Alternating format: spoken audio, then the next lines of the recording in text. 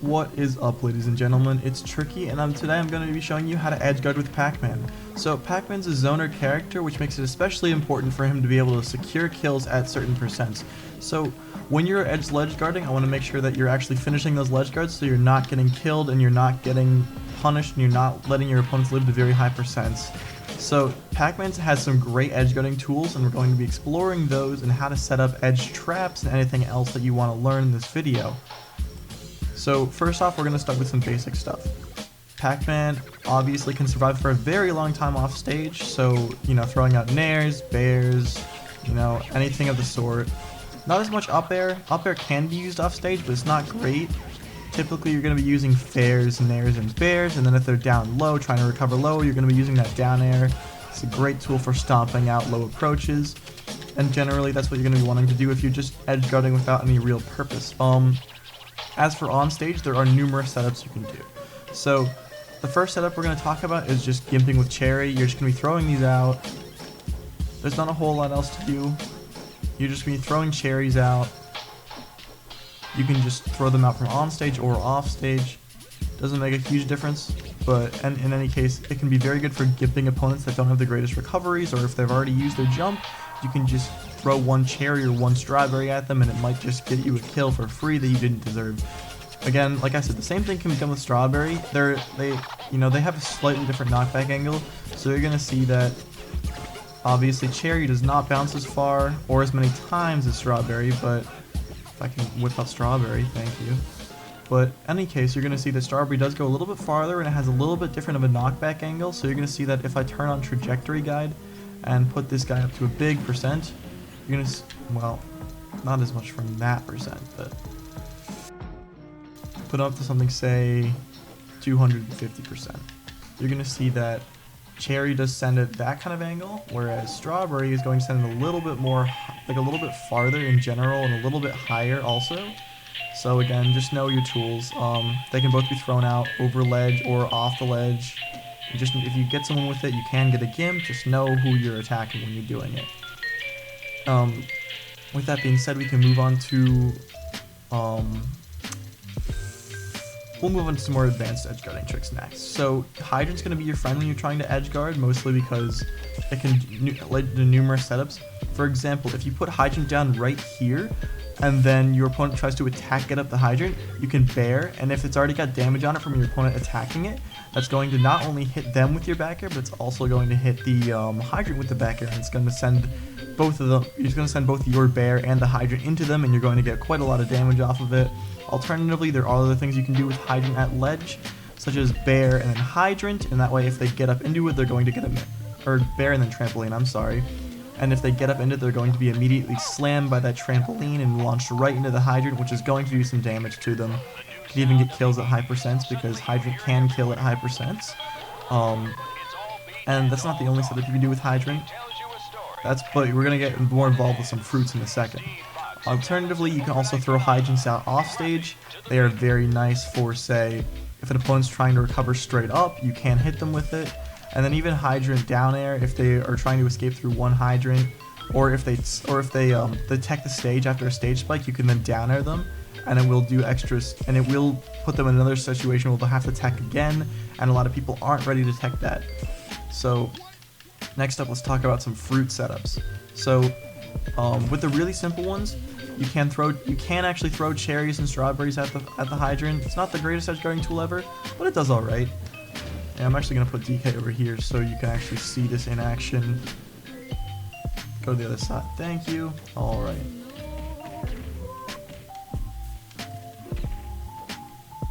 And you're going to see that it launches over the edge like that.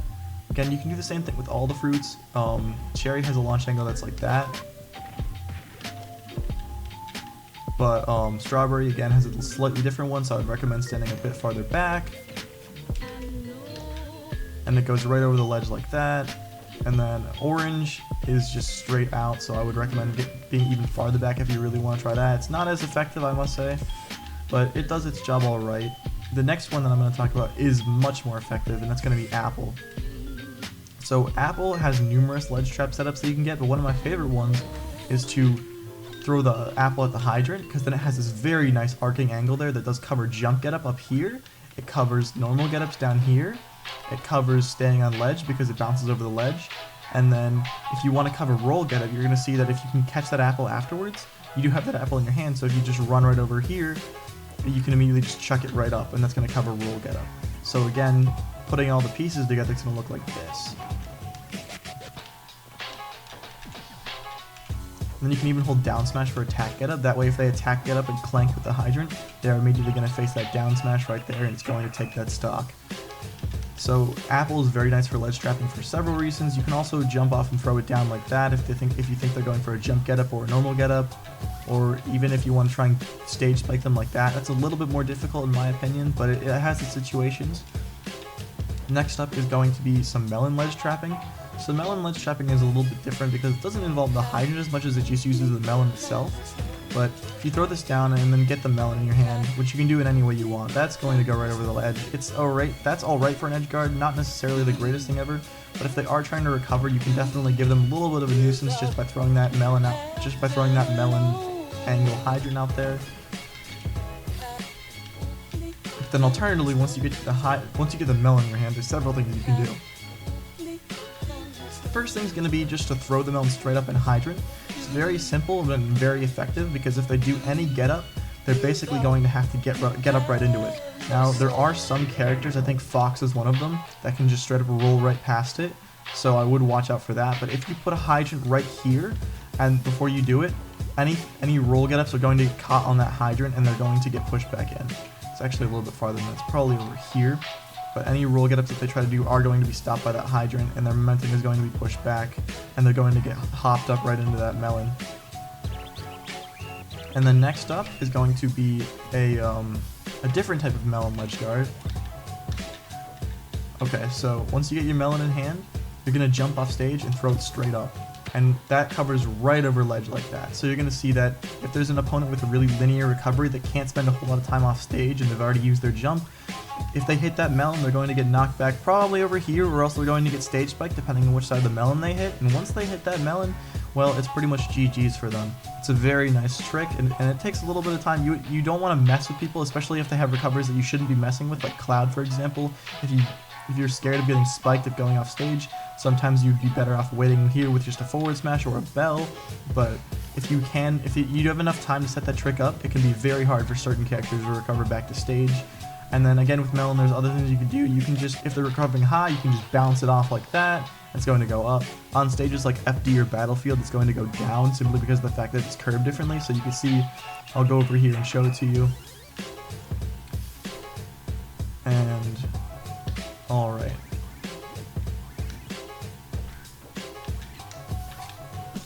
And it's going to go right down under ledge like that. And it's very nice for, again, covering those linear recoveries. Again, that one's not as great, but it does still do its job.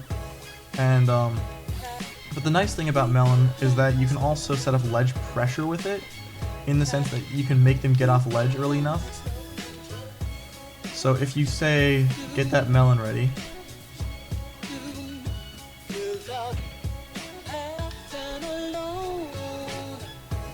So get that melon ready, right? But if you get that melon ready and you actually throw it up over stage like that, it will hit people who are grabbing the ledge just barely. And you do have to be careful with your placement of it. You're going to want to run down a little bit more than that. But if you do want a ledge pressure, that's probably the best way to do it if you're going to run off stage. Otherwise, you're better off just throwing it straight up and giving that trampoline. But again, it's kind of your preference. Galaga, not as great for ledge trapping, I must say. Although if you can call out when they're going to get up right over here, and you throw that Galaga into it, it can lead into combo potential off the side, but it's totally a time-dependent thing, and you are going for a hard read with that, so I wouldn't recommend going for it every time. But the other thing you can do is, next up we're going to talk about Bell. So Bell you can throw out right, and you want it to go right near the ledge, as close as you can get to this ledge as possible, because when people are coming back to stage then, Bell actually stays out for quite a long time, as you can see. so it stays out for that long before it actually disappears. So if people are getting up into that bell, they're going to be instantly dead.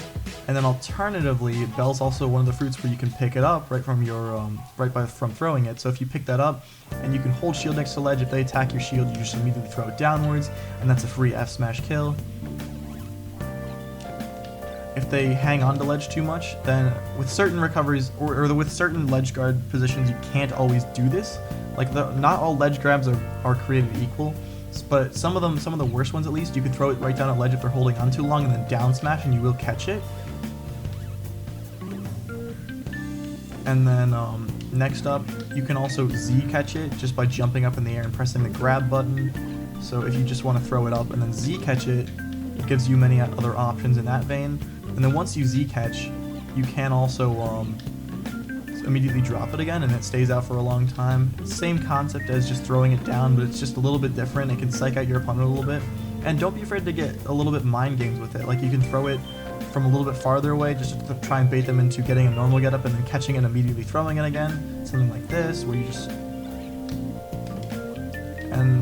Or something where you can...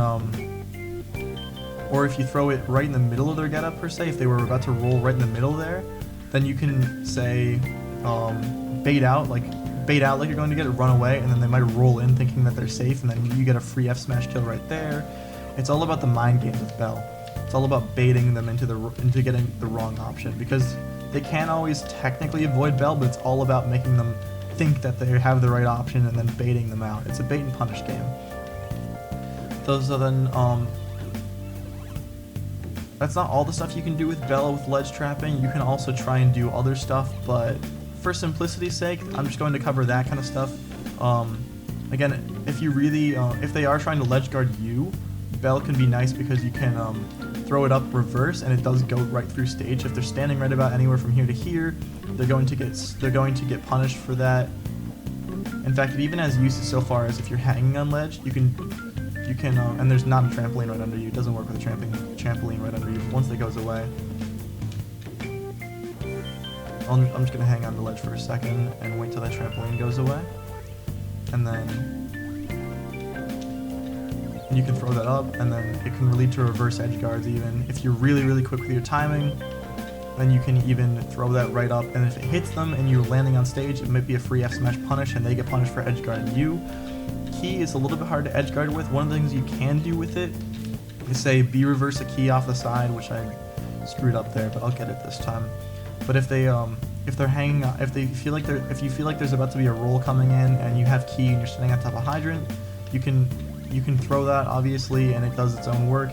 If you hit them with both key and hydrant there, that's going to be a lot of damage. But you know, key and hydrant work well together in that key one-shots hydrant and launches it. I don't think that there's any stages right here where I can straight up bounce the key off and catch it, but if I could, I would. Bouncing key off and catching it leads to its own little tricks. It's best on PS2, so I would recommend trying it out there, practicing trying to catch key off of the wall if you throw it at the wall. And then if you do catch key, it has its own myriad of options. I'm going to see if I can just go over to the stage with walls here. I know that technically you'd never be able to use a stage with walls in competitive, but you can bounce it off something like, say, PS2. And then once you get key, it does open up some other ledge guarding options that are much more niche per se. But now that I have the key in my hand, I can do something like this, where I can drop the key and then put a hydrant on top of it, and then it launches. It's kind of an interesting edge guard that not a lot of people know about, because it's kind of specific tech. You have to have key in your hand, which not a lot of people even do. So again, it requires very specific tech to use, but if you're able to grab that key, again, I'm not used to it bouncing it off a wall, I'm more used to bouncing it off PS2, but if you get that key in your hand, there is that setup. There's also just dropping it into hydrant straight up, and that will launch it. I personally prefer dropping and then dropping hydrant, because it's more, it kind of has more potential that way. At least I feel like it's better that way. But in any case, key presents its own myriad of options. Again, it's best on PS2, and then you can even get it to work on Kalos. It's just very hard to get it to work on Kalos. Again, it takes practice, but you can get your key in hand, and if you get your key in hand, it's its own options. Like you can, like if you get key in hand, you can throw it at basically anything very quickly, and up, down, left, or right, or Z drop. Like if you Z drop key out of combos, it's actually very powerful. But just because of the fact that Z dropping a key out of combo, if you hit your opponent, they're taking like 19 damage just for touching you. And Z drops are frame 1, so that can be very nice. But in any case, I'm not gonna be able to bounce off a wall great over here. I can do it, it's just kind of difficult tech. But in any case, that is going to about do it for ledge trapping. Again, ledge trapping is all about trying to read your opponent's options, so don't do the same thing over and over. You don't want to always be hydrant bear trampoline, or you don't want to always be doing the same melon trick, or you don't want to always be doing the apple get up the apple trick that I showed you. Just for one more time, here's the apple trick. If any of you missed out, it's very nice. It covers almost every option. You don't want to always be doing that, because eventually your opponent is going to be trying to waiting on ledge and attack getting at like a very certain time. You don't want to do the same thing every time, but again, a lot of these tricks are very powerful, so don't be afraid to use them. All these tricks do require a little bit of practice. None of them are too difficult.